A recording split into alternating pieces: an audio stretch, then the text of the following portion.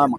పవన్ కళ్యాణ్ గారు తెలంగాణలో ఉద్యమ ఉద్యమ సభ్యత్వం స్టార్ట్ చేశారు.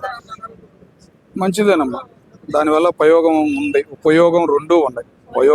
ఉపయోగం ఉంది కాబట్టే ఇది మొదలు పెట్టారని నేను అనుకుంటున్నాను. అది మంచిదే ఒక విధానంగా.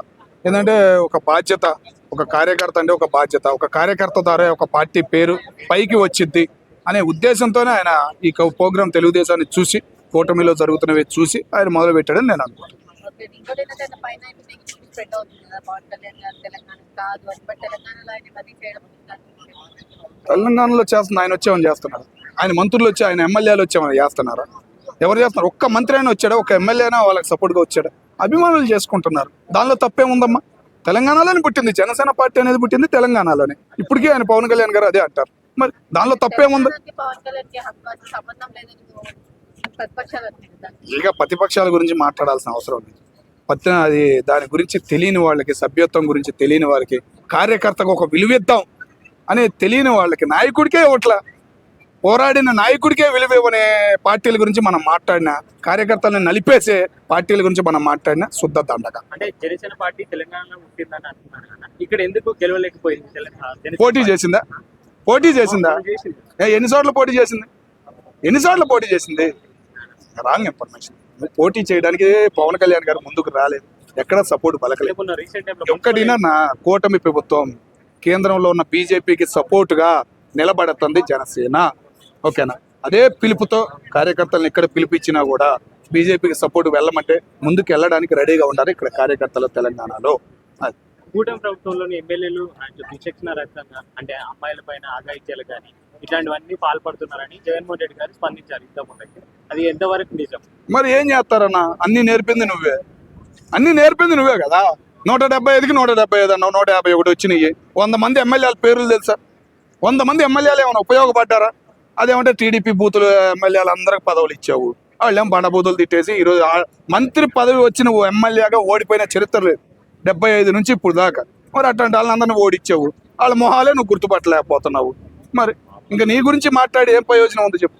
అంటే ఇప్పుడు రీసెంట్ టైంలో వస్తున్నట్టయితే బిఆర్ నాయుడు గారిది ఏదైతే వీడియో లీక్ అయిందో దానిపైన మాట్లాడుతున్నారు. ఆయన టీటీడీ చైర్మన్ పదవికి రాజీనామా చేయాలని చెప్పి కొంతమంది వైసీపీ నేతలు, పేర్నేని నాని గారు కానీ, అంతకుముందు TTD X chairman Karunakar Reddy గారు కానీ, వైసీపీ నేతలు అందరూ కూడా అంటా ఉన్నారు. ఇప్పుడు ఎంతవరకు నిజం సార్?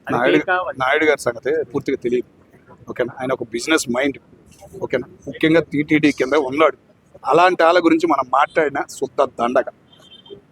అంటే అది నిజమా లేదంటే ఆయన అన్నాడమ్మా? ఏమోనమ్మా, నేను వినలేదమ్మా. ఫ్యామిలీతో ఉన్నానని చెప్తున్నాను. నేను వినలేదమ్మా. ఆ వీడియోలు కూడా కొంతవరకు నిజం ఉన్నాయి, అవి నాకు చూసినా కూడా కొంతవరకు నిజం ఉన్నాయి. ఈ మధ్యకాలంలో వచ్చింది? నువ్వు ఏడుంటే బంగ్లాదేశ్ లో ఉండవు బాబా అని విన్న ఒక వీడియో పెట్టాడు. బంగ్లాదేశ్ లో ఉండే బిల్డింగ్లు మొత్తం నా మీద పడిపోతున్నాయి దుబాయ్లో అని పెట్టాడు. మరి ఏది నమ్ముతాం? ఏది నమ్మాలనేది అర్థం కావట్లేదు. అందుకని చెప్పేసి ఆయన కూడా రాని మాటలు ఏదో చెప్పాడు. అది కానీ తగినవన్నీ ఉండయి, నేను చర్యలు తీసుకుంటాను అన్నాడు. మరి ఆయన మొదలు పెడితే వేరే ఉండిద్దేమో చెప్పలేము. అంటే వైసీపీ నేతలు రాజీనామా చేయమని చెప్తే ఆయన ఏమని? ఎవరున్నారా నేతలు రాజీనామా చేయడానికి? ఒక కార్యకర్త ఉన్నాడా? ఎవడున్నాడు చెప్పు? వైసీపీ అనే ఏమన్నా స్టాంప్ ఉందా? ఒక్కడి దగ్గర చూపి. ఒకటి దగ్గర ఐడి కార్డు ఉందా? టీడీపీ వాళ్ళ దగ్గరైనా, మీద ఇప్పుడు జనసేన మొదలు పెట్టింది, వాళ్ళ దగ్గరైనా కార్డులు ఉన్నాయి. అరే బాబు నాకు సభ్యత్వం వచ్చేది బాబు, కార్డు చూపిస్తున్నారు. వైసీపీ వాళ్ళ దగ్గర ఏముంది ఒక్కడు చెప్పు.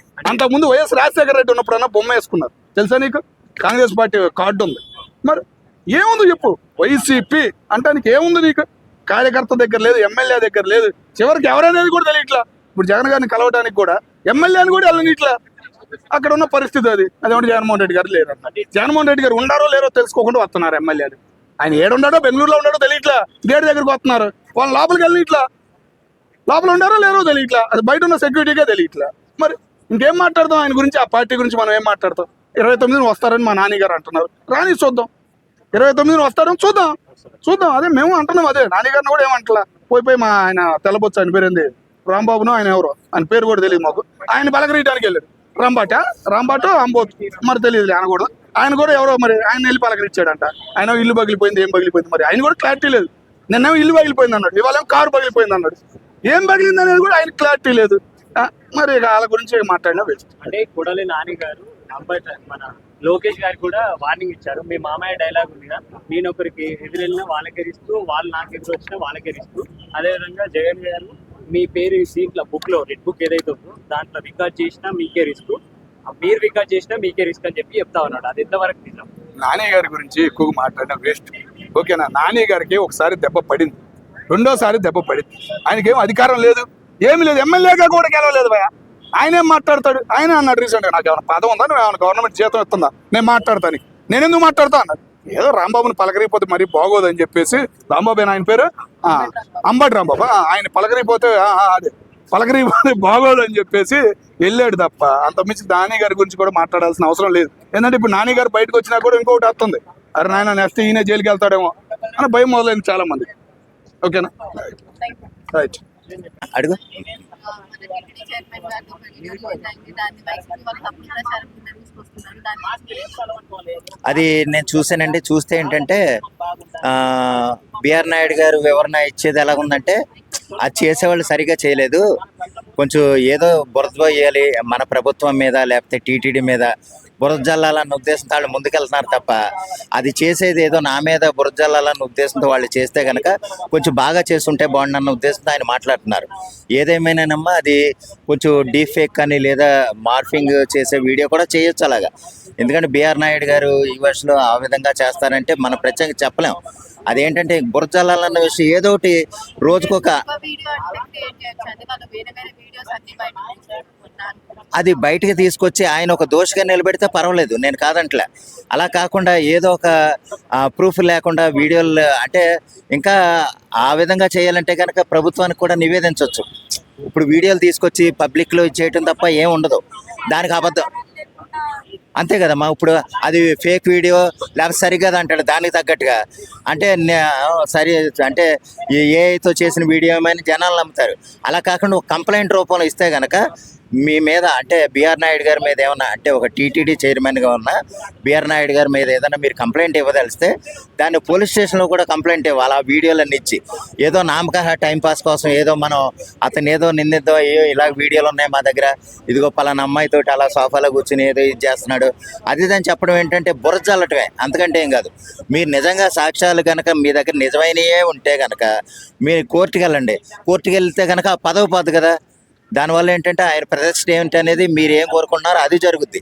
అంతే తప్ప ఏదో ఒక మామూలు వీడియోలు పెట్టేసి దాంతో అతన్ని ఏదో చేసేద్దాం అనుకుంటే కనుక ఆయన కూడా ఏమంటాడంటే సరిగా చేయలేదని చెప్తున్నాడు. సరిగా చేస్తుంటే కనుక బాగుండు, ఆ చేసేది కూడా సన్నాసంగా చేశారు, ఇంకొంచెం బాగా చేయండి అని చెప్తున్నాడు ఆయన. అంటే ఏది నమ్మాలి?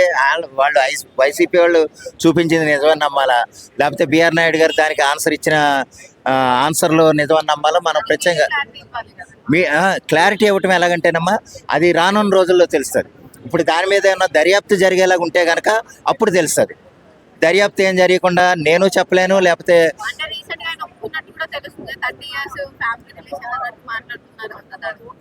అలాగైతే ఓకే. అంటే ఫ్యామిలీ రిలేషన్గా ఉన్నది, ఫ్యామిలీ రిలేషన్గా ఉన్నదాన్ని మనం ఆక్షేపించడానికి ఏముంది, పబ్లిక్లో చెప్పడానికి లేదు. వాళ్ళు ఇష్టమై ఉన్నారు లేకపోతే ఏ విధంగా అనేది మనకు పూర్తిగా నివేదిక అంటూ వస్తే తప్ప మనం ఏం చెప్పలేం, అంతే కదా. ఇప్పుడు ఆయన లేదు మాకు రిలేషనే మా ఇంట్లో వాళ్ళే అన్నారనుకోండి, వాళ్ళు మనవరాలు అవ్వచ్చు లేకపోతే వాళ్ళ కూతురు రకరకాలుగా చెప్పుకోవచ్చు.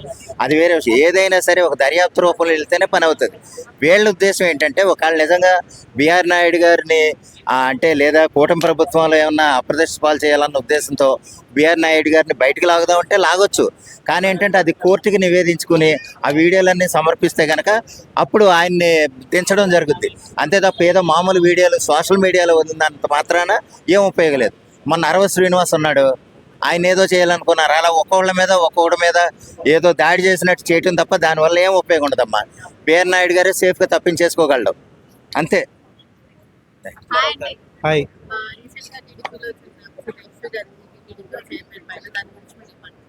దాని గురించి నేను ఏమంటున్నానంటే తను చూపించిన విధానం అయితే అది ఏఐ వీడియో అని చూపించారు.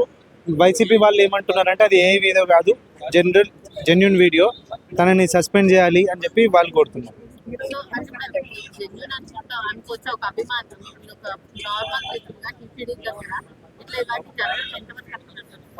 ఇది ఒక పదవిలో ఉన్న పర్సన్ని ఒక వీడియో ఏఐగా షూట్ చేసి చూపించి అది జెన్యున్ అని చెప్పి తన మీద బురద చల్లడం అనేది కరెక్ట్ కాదు. వైసీపీ వాళ్ళేమో మరి ప్రెస్ మీట్ లో పెట్టి పక్కన టీవీలు పెట్టుకొని మరి ఆ వీడియోని ప్లే చేస్తున్నారు. వైసీపీ వాళ్ళు కూడా గతంలో చాలా అంతకన్నా బూత్ వీడియోలో బయటకు వచ్చేవాళ్ళు. దాని గురించి ఇప్పుడు అధికారం ఉన్నప్పుడు మనం ఏదైనా చేయొచ్చు, మనం ఏదైనా చేయాలి అని చెప్పి కించపరచాలి వేరే వాళ్ళని అని చెప్పి ఆలోచన విధానం ఉంటుంది అంతే. అంటే పవన్ కళ్యాణ్ గారు జనసేన పార్టీ